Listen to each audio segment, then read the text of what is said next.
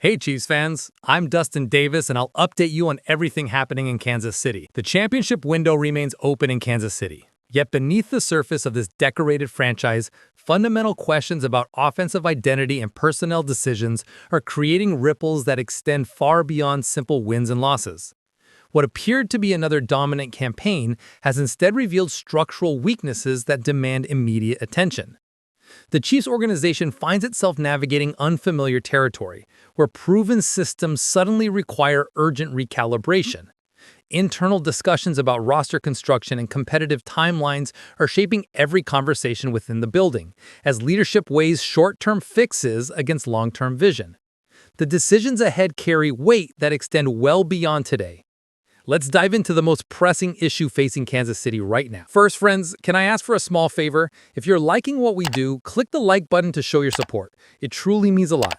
Thanks again. Kansas City's ground game has become a glaring weakness that threatens to derail their championship aspirations before October arrives.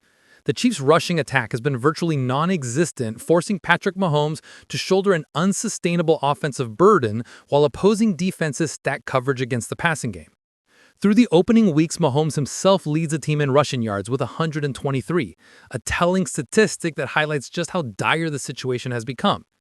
These aren't designed quarterback runs or read option plays, they're scrambles born of necessity when pocket protection breaks down and no viable ground threat exists to keep defenses honest. League executives are buzzing about potential solutions, with one name consistently surfacing in trade discussions: Jerome Ford from the Cleveland Browns. The third-year back represents exactly the type of proven commodity Kansas City needs, a player with legitimate NFL production who could immediately transform their offensive balance. Ford's resume speaks to his capabilities as a difference-maker. Over his career, he has accumulated 1,429 rushing yards and 7 touchdowns, including a standout 2024 campaign where he posted 813 yards and 4 scores. His breakaway speed adds a dimension the Chiefs currently lack, offering the potential for explosive plays that can flip field position and momentum. The timing appears perfect for both organizations. Cleveland's depth chart has shifted with the emergence of rookie Quinshon Judkins, potentially making Ford expendable despite his proven track record. The Browns may prefer to extract value now rather than risk losing him in free agency after the 2025 season. Cleveland's usage patterns tell the story of a player whose role has been systematically reduced. After carrying the ball 813 times for significant yardage last season, Ford has managed just 8 carries for 18 yards through 2 games, a concerning 1.5 yards per attempt that reflects limited opportunities rather than declining ability. Kevin Stefanski's offensive scheme appears to have evolved away from Ford's skill set, relegating him primarily to passing down work where he has shown flashes with 5 receptions in Week 2. This specialized role, while valuable, doesn't maximize his talent or justify his roster spot on a team looking to develop younger options. For Kansas City, Ford represents an immediate upgrade over their current situation. His 500-plus rushing yards in each of the past 2 seasons demonstrate consistency, while his receiving ability would add versatility to an offense that has struggled to create mismatches in the short and intermediate passing game. The quarterback's willingness to extend plays with his legs has masked deeper issues, but created new concerns. Head coach Andy Reid has expressed visible unease about his franchise player absorbing unnecessary contact, understanding that every scramble represents potential injury risk for the team's most valuable asset. He'll probably tell you the same thing. He trains that way. He goes after it, and he's not going to not take an opportunity if it's given. This reality places enormous pressure on the front office to find solutions before Mahomes' heroics lead to catastrophic injury. The offense currently averages just 19 points per game, a figure that won't support championship aspirations regardless of how many individual moments of brilliance the quarterback provides. A trade for Ford would immediately alleviate this burden, giving offensive coordinator legitimate ground game options that could control clock, set up play-action opportunities, and provide the balance necessary for sustained success. The cost would likely be modest, given Ford's contract situation and Cleveland's apparent willingness to move on. City faces immediate salary cap pressure entering the 2025 season, sitting approximately $1 million over the projected limit with free agency approaching. The organization must execute strategic roster adjustments to achieve compliance while preserving competitive talent levels. Travis Kelce's future decision significantly influences the team's financial flexibility options. Should Kelce choose retirement or accept a trade or release before March 14, Kansas City would gain $17.25 million in immediate cap release. Alternatively, if Kelce remains with the organization, restructuring his contract or negotiating an extension could create approximately $12.79 million in additional space. However, Patrick Mahomes' massive $66.258 million cap hit represents the most substantial single factor in Kansas City's financial equation. The organization could convert $47.745 million of Mahomes' scheduled salary into a restructuring bonus, then amortize that amount across the subsequent 5 seasons. This approach would reduce his 2025 base salary to roughly $11.8 million and decrease his overall cap charge to approximately $28 million. While this restructuring would create roughly $38.996 million in immediate cap relief, potentially enabling Kansas City to retain many of their 20 pending unrestricted free agents, it essentially postpones the financial obligation to future seasons. Organizations operating within championship windows often accept this trade-off to maintain competitive roster construction, but such strategies require careful consideration of long-term financial implications. The front office maintains several additional mechanisms for generating cap flexibility beyond the Mahomes adjustment. Restructuring Chris Jones's contract could produce $20.69 million in savings, while extending his deal might create approximately $22.07 million in additional room. Offensive tackle Jawan Taylor represents another significant adjustment opportunity. An extension could save $15.06 million, a restructure might generate $9.41 million, or a post-June 1 trade could clear roughly $20 million from the books. Similarly, decisions regarding Joe Thuney could impact cap management substantially. Trading or releasing Thuney would create $16 million in space, while extending his contract might produce $11.79 million in relief. Additional savings could come through post-June 1 moves involving Drew Tranquill and Mike Donna, potentially combining for approximately $13 million in freed-up cap space. These interconnected financial decisions will ultimately determine Kansas City's ability to maintain their championship-caliber roster while preserving future flexibility. Of line rotation revealed concerning depth issues following their season-opening loss, creating potential opportunities for strategic roster additions. While receiving core problems received significant attention, the pass rush unit's inconsistent performance highlighted the need for interior reinforcement through creative personnel acquisition. Dallas Cowboys defensive lineman Mazi Smith represents an intriguing reclamation project that could address Kansas City's interior depth concerns. Selected 26th overall in the 2023 draft, Smith has failed to meet the production expectations typically associated with first-round investments over his initial 2 professional seasons. Smith's situation reached a concerning low point during Dallas's recent game, when he failed to earn active roster status entirely. This decision by the Cowboys suggests diminishing organizational confidence in a player they invested premium draft capital to acquire, potentially creating an opportunity for Kansas City to add size and potential at minimal acquisition cost. The Chiefs have established a successful track record of rehabilitating talented players who struggled in previous environments. Smith could represent the next chapter in that organizational philosophy, particularly given Kansas City's proven ability to develop defensive interior talent under their current coaching structure. Recent roster moves have created additional urgency for defensive line depth. The surprising release of Mike Pennell generated some controversy, evidenced by Pennell's social media response and subsequent signing with Cincinnati's practice squad. Regardless of the circumstances surrounding his departure, Pennell's absence created an immediate gap in interior rotation options. Omar Norman Lott's ankle injury has further complicated depth considerations, while veteran contributors Jerry Tillery and Derek Nunati provide stability but limited disruptive upside. Adding Smith would represent a calculated gamble on a former high draft pick who could flourish within Kansas City's developmental environment. Smith's youth, he's only 24 years old, suggests significant remaining potential despite underwhelming early career production. The unit's Week 1 performance highlighted the need for additional quality depth, particularly given Chris Jones' visible frustration following the contest and his status as essentially the lone consistent performer.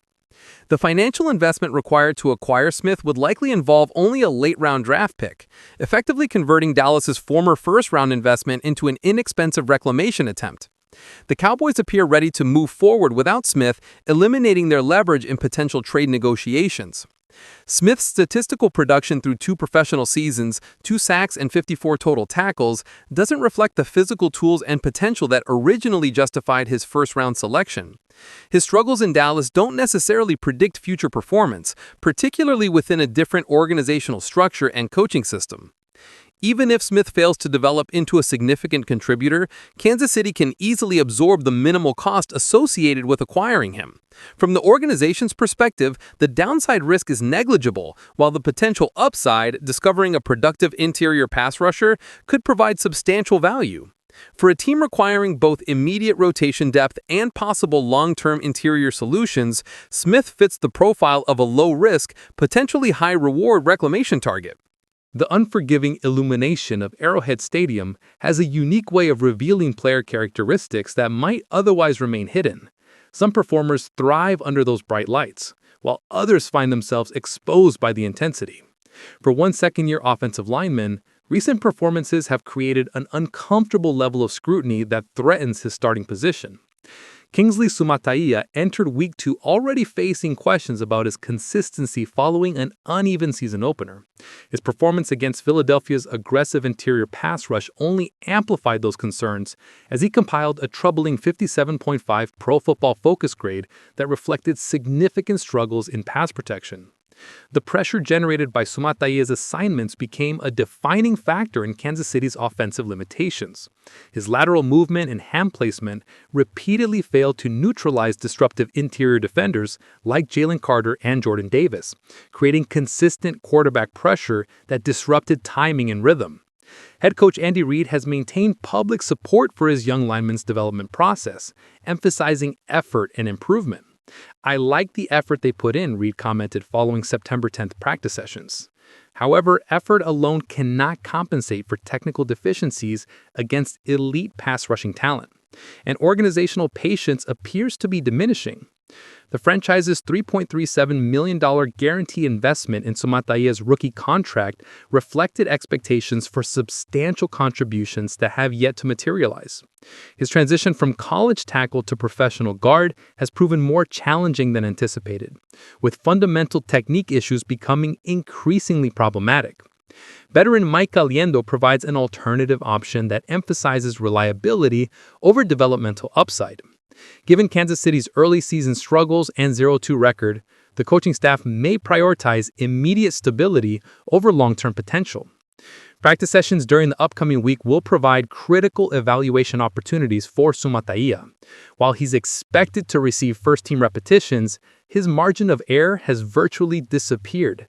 Another subpar performance against New York could trigger an immediate personnel change. Tennessee's offensive line concerns could create an opportunity for Kansas City to address roster depth while gaining valuable assets. The Titans' struggles protecting their quarterback and J.C. Latham's ongoing hip injury have prompted speculation about potential trade scenarios involving Chiefs backup tackle Wanya Morris. Bleacher Report's Christopher Knox proposed a hypothetical transaction that would send Morris to Tennessee in exchange for defensive back Mike Brown and a 7th-round draft pick. The concept addresses mutual organizational needs while providing both teams with immediate roster improvements. Tennessee's pass protection deficiencies became apparent during their season opener, when their quarterback absorbed 6 sacks against aggressive defensive pressure. Latham's hip injury, which has persisted since preseason, further complicated their right tackle situation. His Week 1 performance included a penalty and allowed sack, according to Pro Football Focus analysis, highlighting the urgent need for improved protection. Morris represents an intriguing solution for Tennessee's tackle concerns.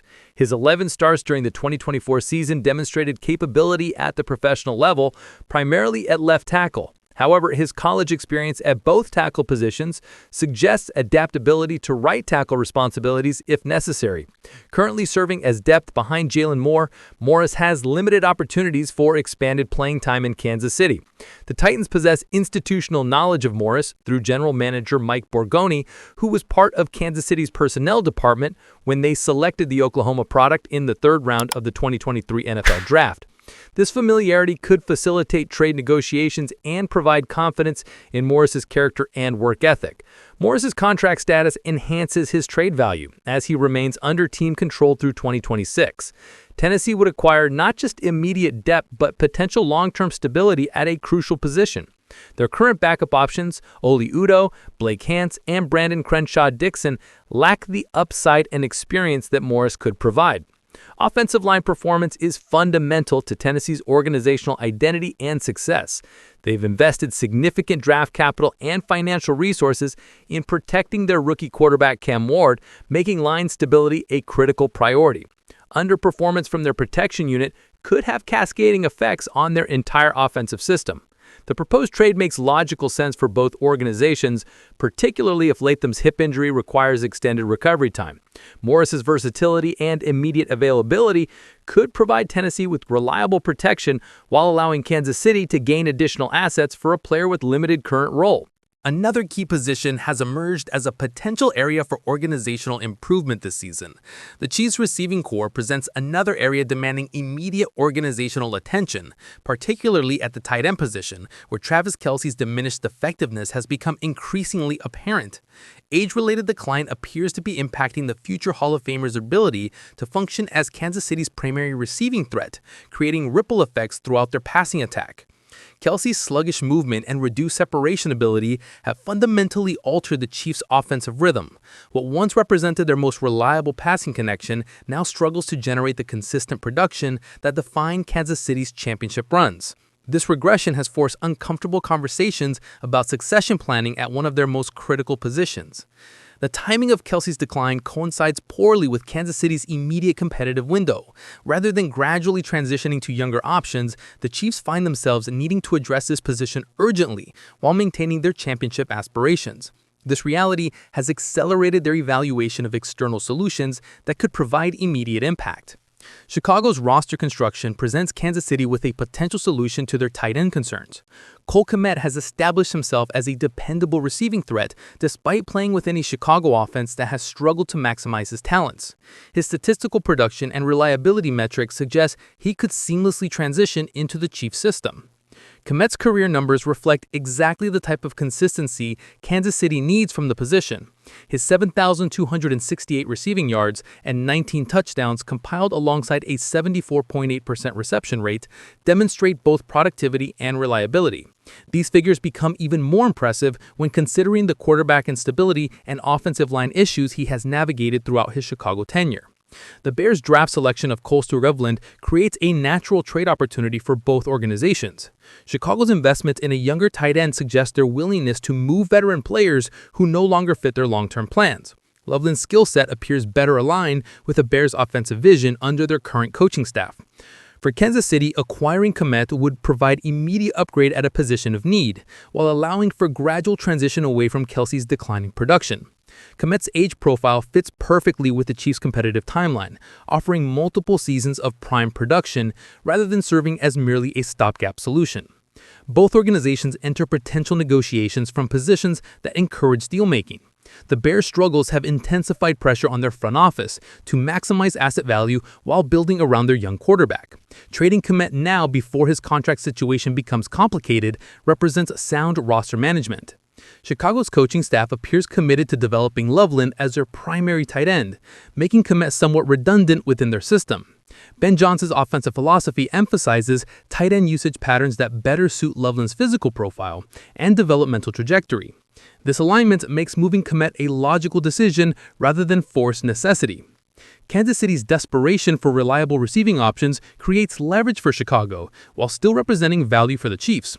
Kmet's proven production and immediate availability address urgent needs within Kansas City's offense, making him worth the acquisition costs despite their salary cap considerations. The trade framework benefits both teams' short and long-term objectives. Chicago accelerates their youth movement while acquiring assets that support their rebuilding efforts. Kansas City addresses immediate competitive needs while adding a player who fits their championship timeline perfectly. The Chiefs find themselves at a crossroads that could define their championship pursuit. Should Kansas City prioritize acquiring Jerome Ford to solve their rushing woes, or would his limited recent production make him too risky an investment?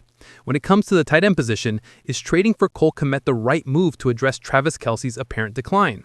Kmet's 74.8% reception rates and consistent production are impressive, but can't he truly fill the void left by a future Hall of Famer? Or should the Chiefs focus their resources elsewhere and ride out Kelce's struggles? Leave your thoughts in the comments. Before you go, hit that like and subscribe button. Be part of our community and stay updated.